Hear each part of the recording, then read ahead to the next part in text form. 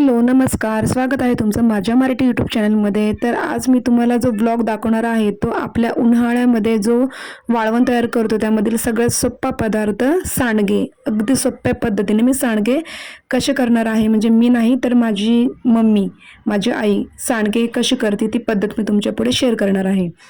तर या इथं आम्ही मिरची, लसूण आणि जिरं एकीकडे वाटून घेतोय आणि इथं जे सांडगे आम्ही तयार करणार आहे त्यामध्ये 1 किलो मटकीची डाळ आणि 1 वाटी चण्याची डाळ असं प्रमाण घेतलं आहे. त्यामध्ये ती मटकीची डाळ आणि चण्याची डाळ मिक्सरमधनं भरड काढली आहे, जसं रवा काढतो आपण तसं.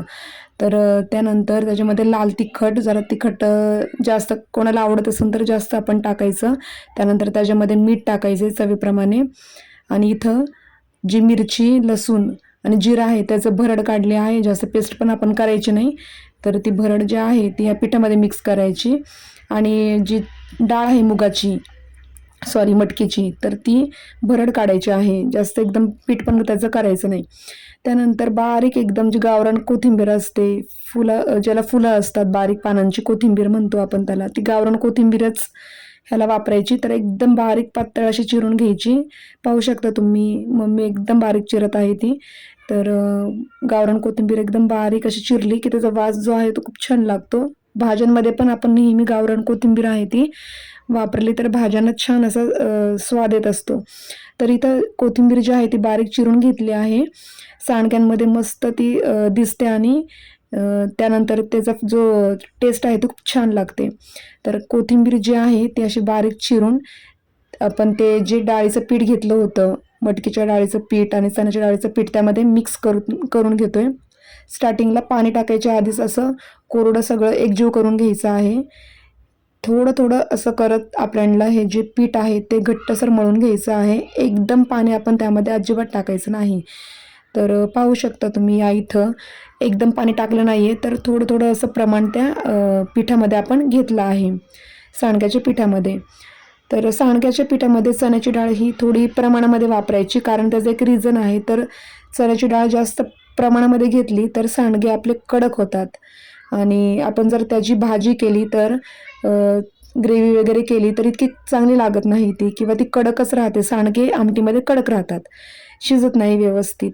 तर असं थोडं थोडं प्रमाण करत जे पीठ आहे सांडग्याचं ते मस्त असं मळून घेत आहोत आम्ही. तर ह्या पिठामध्ये हिंग तुम्ही आवर्जून टाका. हिंग टाकल्याने सांडग्याची चव जी आहे ती एकदम अप्रतिम लागते.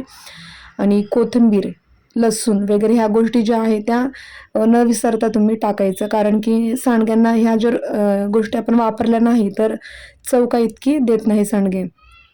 तर वाळवणी चे पदार्थ जे असतात त्यामध्ये सांडगे जे आहेत ती झटकीपट होणारे आहे. तर बरेच जिल्हे वगैरे आहे, बऱ्याच ठिकाणी काय करतात तर सांडग्याचं जे पीठ आहे ते गिरणीमध्ये वगैरे दळून आणतात. तर आपण घरीसुद्धा मिक्सरमध्ये हे दळून आणू शकतो. कोणी भिजवतं रात्रभर, दुसऱ्या दिवशी मिक्सरमध्ये वाटतं. तर बऱ्याच जणांची बरीचशी वेगवेगळी पद्धत आहे, पण झटकीपट सांडगे बनवण्याची ही पद्धत तुम्ही नक्कीच वापरून बघा. तर या इथे थोडं थोडं असं प्रमाण पाण्याचं घेऊन त्या सांडग्याच्या पिठामध्ये एकजीव आम्ही करून घेत आहोत. तर अशा प्रकारे ह्यामध्ये एकदम पाणी आपण टाकून घ्यायचं नाही, थोडं थोडं करूनच पाणी आपल्याला ह्यामध्ये मिक्स करून घ्यायचं आहे.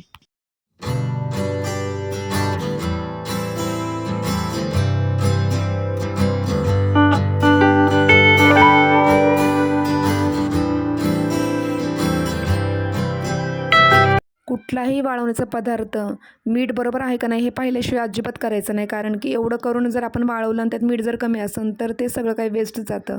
त्यामुळं प्रत्येक वेळेस करताना थोडं मीठ वगैरे, मीठ मिरची आहे का नाही ते चाखूनच आपण बघायचं. तर त्यानंतर आम्ही टेरेसवरती आलो. इथं कडक उन्हामध्येच वाळवण्याचे पदार्थ नेहमी केले जातात. तर अशा प्रकारे टेरेसवरती खूप कडक ऊन होतं आणि इथं आम्ही सांडगे वाळवण्यासाठी एक साडी घेतली आहे, त्यावरतीच आम्ही सांडगे तोडणार आहे.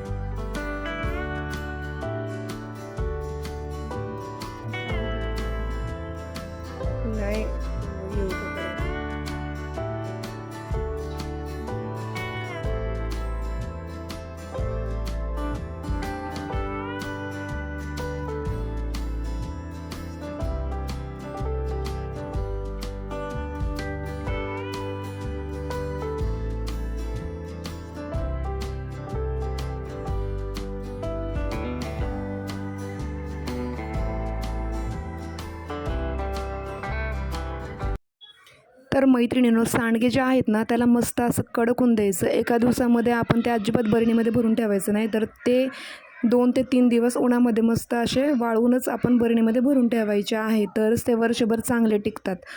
आणि आपण ते कधी समजा भाजीचा कंटाळा आला तर थोडेसे सांडगे तेलामध्ये तळून वगैरे त्याची ग्रेव्हीसुद्धा करू शकतो. थोडंसं वाटण वगैरे टाकून, कोणी कांद्यात करतं, कोणी ह्याची आमटीसुद्धा करतं.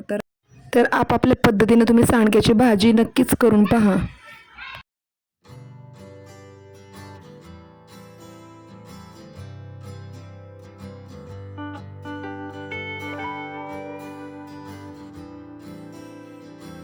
दोघांना बाहेर लांब पडत असतं. हातात घे. बघ ना. एवढं नाही बघ हे. उद्या दिवस पण दिलं ना.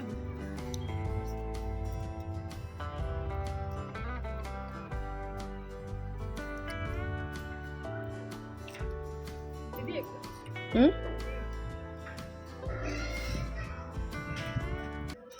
तर अशा प्रकारे मस्त सांडगे आपले वाळून निघले आहे आणि कोथिंबीर पण छान दिसते आहे. मिरचीचा भरड जो आहे तो सांडग्यांच्या वर दिसतो आहे आणि अजून एक दोन ऊन आपण त्याला देणार आहोत आणि आपले सांडगे आता छान तयार झाले आहे. खळखळ असं सांडग्यांचा आवाज येतो आहे.